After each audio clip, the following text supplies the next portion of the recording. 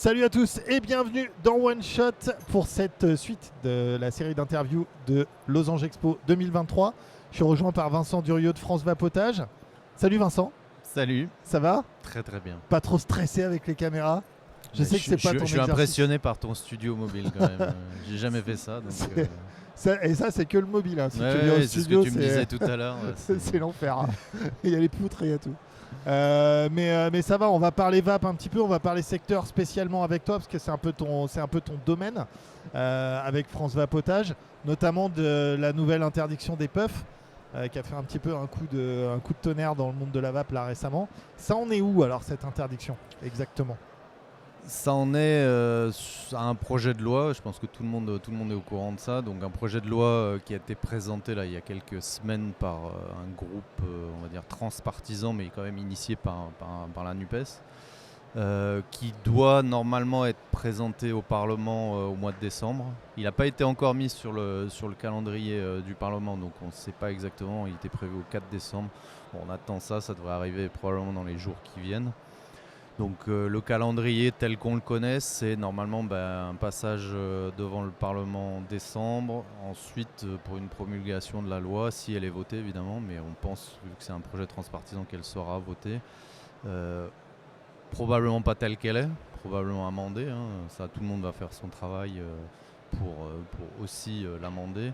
Et donc ça veut dire probablement une fin de la puff dans les 6 mois qui viennent. D'accord. Bon, il y a eu une tentative de faire passer le même projet de loi au PLFSS, donc le projet de loi de la sécurité sociale de 2024. Bon, l'amendement a été rejeté, donc, mais ça ne changeait rien au calendrier. De toute façon, c'était prévu pour début 2024. D'accord. Donc, avec des aménagements pour avoir le temps de vendre son stock, selon toi, comme il y avait eu pour la TPD à l'époque? C'est très probable qu'il y ait ce genre de choses. Après, aujourd'hui, c'est surtout de préserver le reste du vapotage en réalité. La puff, bon, on en avait déjà parlé, c'est un produit qui a des avantages effectivement pour les primo-accédants qui n'avaient pas trouvé forcément le bon produit. Ça a des inconvénients évidents d'un point de vue environnemental. Et tous les controverses et les problèmes qu'on a connus sur les jeunes. Ça, on ne va pas le nier. La vape, c'est pour les adultes. Nous, c'est comme ça qu'on le voit, en tout cas chez France Vapotage. Et aussi en tant qu'industriel, il y a eu des dérives. On en paye le prix. Certains se reconnaîtront dans ces dérives. J'ai envie de dire, s'ils ont gagné de l'argent, c'est bien pour eux. C'est préjudiciable pour le secteur. C'est un peu récurrent dans ce secteur du vapotage qui quand même est un peu, on va dire, à certains niveaux assez amateur, on va dire, et y compris d'ailleurs au niveau des associations qui défendent soi-disant la vape. On reste quand même convaincu qu'on pourrait faire mieux, quoi. Ouais. On est tous, je pense, assez intelligents pour voir que finalement on a tous les mêmes objectifs. On est souvent d'accord sur à peu près tout et malgré tout, on ne se rejoint pas et voilà, on voit un produit qui est interdit, qui aurait pu être transformé avant d'être interdit. C'est dommage, quoi. Ouais. Enfin, franchement, c'est encore un truc de... Tu regrettes la disparition de la puff? En tant que tel, personnellement, tu me poses la question, je pense que c'est une aberration écologique, ce truc. Maintenant, c'est dur à défendre d'un point de vue écologique, même s'il y a des filières de recyclage. Mais c'est même pas ça le point. C'est aujourd'hui, je veux dire, industriellement, technologiquement, on peut faire mieux. Donc c'est pas le bon produit. Par contre, là où le produit est très bon, c'est qu'il est hyper accessible en prix, en utilisation, et ça a convaincu un bon nombre de fumeurs et de vapoteurs qui n'étaient pas super accros à leurs produits parce que c'est simple. Ouais. Ça coule pas, c'est pas de prise de tête. Voilà. Maintenant, fini, on jette, quoi. Le produit va évoluer et je suis convaincu que demain on aura un autre produit qui sera tout aussi bon pour des primo-accédants et pour des vapoteurs réguliers. Et j'espère que cette fois, par contre, effectivement, toutes les contraintes environnementales et en particulier sur les batteries, parce que c'est ça le principal problème, seront prises en compte par les industriels du secteur. Les batteries et le recyclage des cartouches, parce qu'on a ce problème de recyclage aussi avec les cartouches pré-remplies. Les cartouches pré-remplies aussi, et c'est encore une fois une histoire de filière qui doit arriver à maturité. Je veux dire, on doit arriver... si on compare avec, par exemple, Nespresso. Nespresso, ils ont mis, je crois, une quinzaine d'années avant que la filière de récupération, de retraitement des déchets se mette en place. Nous, on doit, et je pense que le grand public va exiger de nous qu'on soit plus rapide. Maintenant, on ne peut pas le faire en 1 an, on ne peut pas le faire en 6 mois, mais si on ne commence pas et si la filière n'a pas la maturité pour s'organiser pour le faire, là, on va encore rentrer dans un autre schéma où on va nous dire votre produit n'est pas propre, donc on va le bloquer ou on va le taxer. C'est à la filière de s'organiser. Il ne faut pas s'attendre à ce que les pouvoirs publics disent à des industriels ou à des commerçants voilà, la loi, on pense que vous devriez les mettre, on va vous mettre des bacs à disposition, blablabla. Ça n'arrivera pas. C'est aux industriels et aux commerçants de s'organiser. Ouais. Faut pas attendre la loi pour agir. Non, mais pour agir, et en particulier sur un sujet comme ça, encore une fois, il va falloir que les gens se mettent ensemble. Ouais. Chez France Vapotage, on parle de suppression d'arômes assez régulièrement. On a vu ça sortir dans quelques rapports. Est-ce que chez France Vapotage, c'est une menace que vous considérez comme concrète ? Concrète dans le sens qu'elle va arriver rapidement, non. Mais c'est une vraie menace pour le coup. On pense qu'effectivement, il suffit de regarder ce qui se passe autour de nous dans d'autres pays. On voit que certains pays, les Pays-Bas, les États-Unis récemment, un certain nombre ont pris des mesures, et des mesures qui, quand elles n'étaient pas finalement préparées avec la filière, elles sont catastrophiques. Aux Pays-Bas, la filière est morte en réalité. Ouais. Donc on considère que c'est une menace. Maintenant, le contexte est quand même très différent en France par le fait qu'il y a beaucoup de consommateurs. Qu'aujourd'hui, au niveau politique, on pense qu'il y a quand même une certaine prise en compte du fait que les arômes ont leur importance dans le vapotage et dans le rôle du vapotage auprès des fumeurs. Par contre, la menace, elle est que effectivement, certains... particulier au niveau de la Direction Générale de la Santé, considèrent que le vapotage peut être un problème, et ils sont fortement alimentés en particulier par les associations qui s'appellent anti-tabac mais qui sont devenues quand même globalement anti-vape, qui eux leur disent qui leur disent les arômes c'est aussi le problème, donc alors qu'en réalité c'est plutôt la solution. D'un coin de la bouche ils disent que c'est le problème, de l'autre coin ils disent que que la cigarette électronique est utile pour le sevrage tabagique. J'ai du mal à savoir sur quel pied danser avec eux, parce qu'ils disent tout et son contraire dans le même communiqué en fait. C'est parce que en fait comme dans tout secteur, tout le monde n'est pas encore complètement aligné. Je pense que si on parle, plus on va près du terrain, en fait, plus on se rend compte que, par exemple, dans le secteur médical, les praticiens considèrent la vape comme une aide. Ouais. Et plus on remonte, pire c'est. plus les gens vont dire non, c'est un problème. Ouais. Alors que les tabacologues, il y a 99,9% d'accord sur l'utilité de la vape. Je suis à jeun d'avoir rencontré un tabacologue qui me dise non, pas du tout, la vape, je m'en sers jamais, quoi. Sur le terrain, il y a toujours un côté pragmatique qui fait que les gens voient bien aussi comment les consommateurs se comportent, et voient bien que globalement, celui qui est passé au vapotage, qui était fumeur ou en particulier un gros fumeur, globalement il va mieux. Ouais. La différence entre la connaissance profane et la connaissance académique, quoi. Mais plus on remonte dans les strates, plus des gens vont dire oui, mais dans 20 ans, dans 10 ans, c'est un risque, etc. Bon, et je pense qu'il faudrait qu'on refasse une interview sur le principe de précaution. On pourrait en parler pendant des heures. C'est vrai. Mais le principe de précaution, quand il est poussé à l'extrême, et quand on dit les arômes, on ne sait pas, alors que pour la majorité, on sait en réalité. On pousse le principe tellement loin que finalement on ne fait plus rien. Il faudrait boire de l'eau de source, habiter en haut des montagnes, et puis, voilà, c'est ça. Voilà. Et là c'est génial. Et là, pas manger de gras et pas manger de sucre. On fait rien de tout ça. Pas de café non plus. Pas de café. Non, surtout pas. Surtout pas, c'est interdit. Pas de vin. Ah non, si, le vin c'est bon. On est en France. Ça c'est ok. Ça dépend à qui t'en parle. Ça c'est ok, il n'y a pas de problème. Mais ouais, est-ce que tu as remarqué, toi, sur le salon là, du Losange, est-ce que tu as remarqué un regain de l'intérêt pour la vape des buralistes et un peu une baisse de la méfiance aussi? Je pense que l'intérêt, il est là depuis de nombreuses années sur le réseau des buralistes. Le réseau des buralistes, il est un des canaux de distribution du vapotage. C'est important pour l'accessibilité du produit aux consommateurs, mais eux, les buralistes, voient très clairement qu'effectivement, pour eux, c'est une source de revenus. C'est aussi parce que je dévoile rien, leur volume tabac stagne ou baisse, plutôt baisse on va dire. Ouais.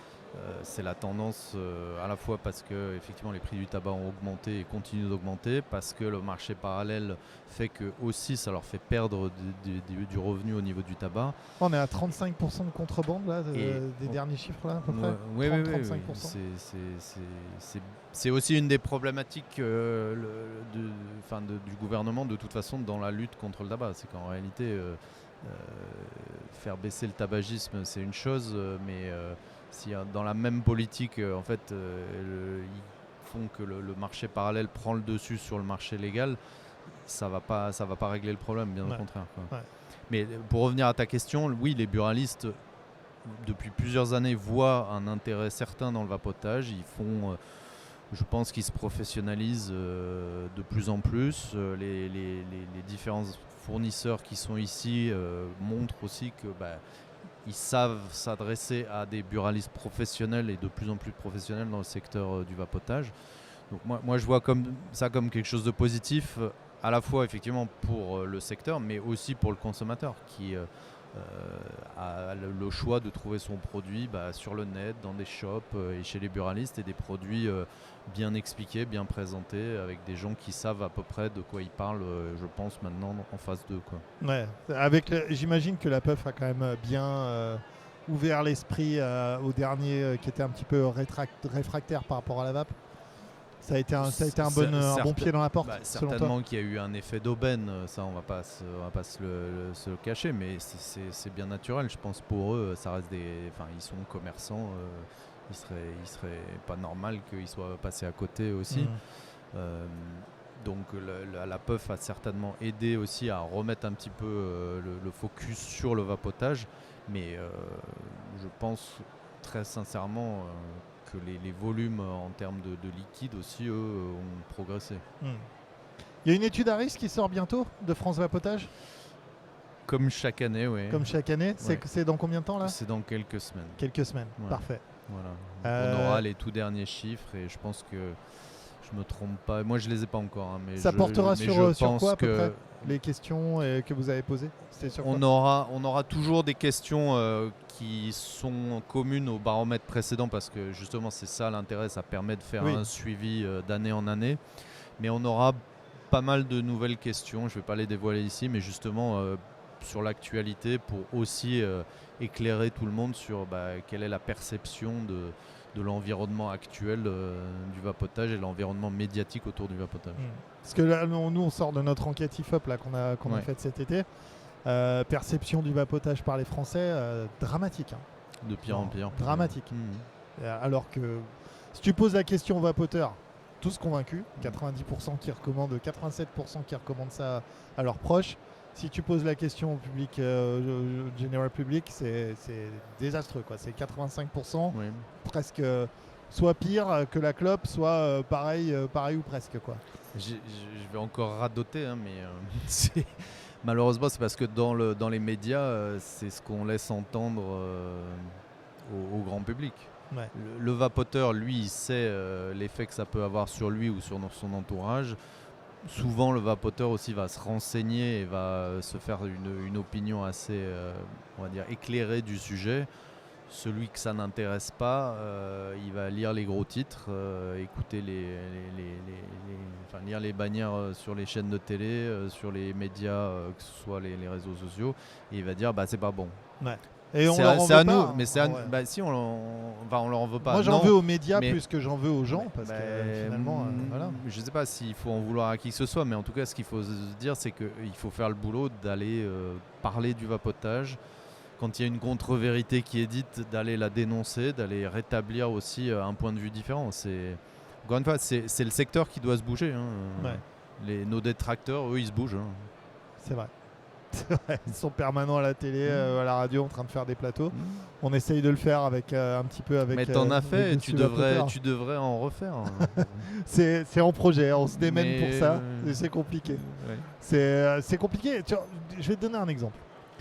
On s'attendait à un gros backlash avec le documentaire sur Joule. Je ne sais pas si tu l'as vu. Non, je l'ai pas vu. De Big Vape, The Rise and Fall of Joule. C'est sur Netflix. Ouais, je sais qu'il est sur Netflix. Hyper intéressant et plutôt équilibré pour le coup. Donc évidemment, il y a un peu de phases grandiloquentes et tout, mais on s'attendait vraiment à ce qu'il y ait un retour de ça dans les médias parce qu'on s'est dit, si c'est à charge, c'est sûr, on va en entendre parler de partout. Quoi. Mais comme c'est pas complètement à charge et que c'est plutôt balancé, voire même en faveur de la vape, et qu'on présente Joule un peu en disant, bah voilà, ils ont été crucifiés un peu pour rien finalement, personne fait le relais. C'est marrant ça. Tu vois, c'est au-delà du vapotage. Hein. Si ça fait pas une grosse ligne et beaucoup de likes, ça sert à rien d'en parler, j'ai envie de te dire. Ouais. Mais ça n'empêche pas qu'on peut, avec la vape, avoir des sujets aussi positifs et intéressants, je pense. On a du positif et du intéressant. On sauve des gens d'une mort certaine. Enfin, en tout cas, une chance sur deux. C'est un gros pile ou face avec le tabac. On a des millions de vapoteurs qui ont arrêté de fumer grâce à ça en France, qui en plus font des économies, mais ça intéresse personne. Même le nombre de morts du tabac, ça intéresse personne. Non, mais peut-être à ce moment-là qu'il faut prendre un angle différent. Je sais pas, peut-être justement répondre, être en réponse aux polémiques. Ça peut intéresser, ça. Ouais. C'est ce qu'on avait fait pour la puff d'ailleurs. On était venu chez Cyril à TPMP pour ça, quoi, pour répondre à ça et un peu démystifier tous ces trucs autour du vapotage, mais tu te rends compte qu'il y a un vrai pushback, que les médias sont pas forcément preneurs de sujets positifs pro-vape. Ils ont peur en disant « Oh, mais nous, on sait pas, machin ». Donc même au sein des rédactions, tu as cette espèce de méfiance. Il y a un aspect qui leur manque peut-être aussi, c'est entre guillemets la caution scientifique, parce que je peux comprendre qu'ils ne veuillent pas prendre un risque de dire vous avez fait la promotion d'un produit ou d'un secteur, vous ne saviez pas ce que c'était, vous avez fait n'importe quoi. Au-delà du coup du buzz, quoi. Mais peut-être qu'il faudrait effectivement que quelqu'un arrive à prendre la parole et avec suffisamment d'assises scientifiques. Il y a William Lovenstein, il est juste 3 fois Légion d'honneur, le gars, quand il parle de vape et qui dit qu'on peut parler d'innocuité dans la cigarette électronique, il faudrait peut-être l'écouter. Mais bon, c'est un peu... et à contrario, tu vois, on parlait du principe de précaution tout à l'heure. Est-ce que pousser le principe de précaution à l'extrême comme ça, sur un produit qui a tué personne en 15 ans, est-ce que finalement c'est pas ça, faire n'importe quoi avec les questions de santé? Mais c'est un vrai risque aujourd'hui. Plutôt que de promotionner la vape. C'est un vrai risque que nos politiques sont en train de prendre, certainement. Ouais. On pourra peut-être, si jamais des décisions étaient prises et qu'on venait à restreindre l'accès à la vape, que ce soit par le prix, par le produit, par la distribution, on pourrait peut-être dans 15 ans, dans 20 ans, le leur reprocher. Oui, c'est vrai. Ouais. Et ça, ce serait pas mal. Mais c'est peut-être ça qu'il faut aborder dans les médias, si tu veux, parce que l'approche, le vapotage, c'est génial, regardez, ça sauve des gens. Effectivement, on l'a dit, redit, peut-être que ça n'intéresse plus personne. Il faut peut-être trouver d'autres angles d'attaque, d'être un peu innovant à ce niveau-là. Écoute, on va essayer, de toute façon. Bon courage à toi pour ce salon, et puis longue vie à France Vapotage. On attend les résultats de l'enquête Harris avec impatience. Malheureusement, on n'est pas super optimiste sur la perception des Français et du vapotage. Je pense pas qu'il va y avoir des grosses surprises là-dedans. Mais ouais, j'attends de voir ces statistiques avec impatience en tout cas, et on en parlera de toute façon dans l'émission. Très bien. Merci à toi Vincent d'être venu. Merci à toi. Et on se retrouve très vite sur la chaîne pour d'autres interviews. À très bientôt. Ciao. Bientôt.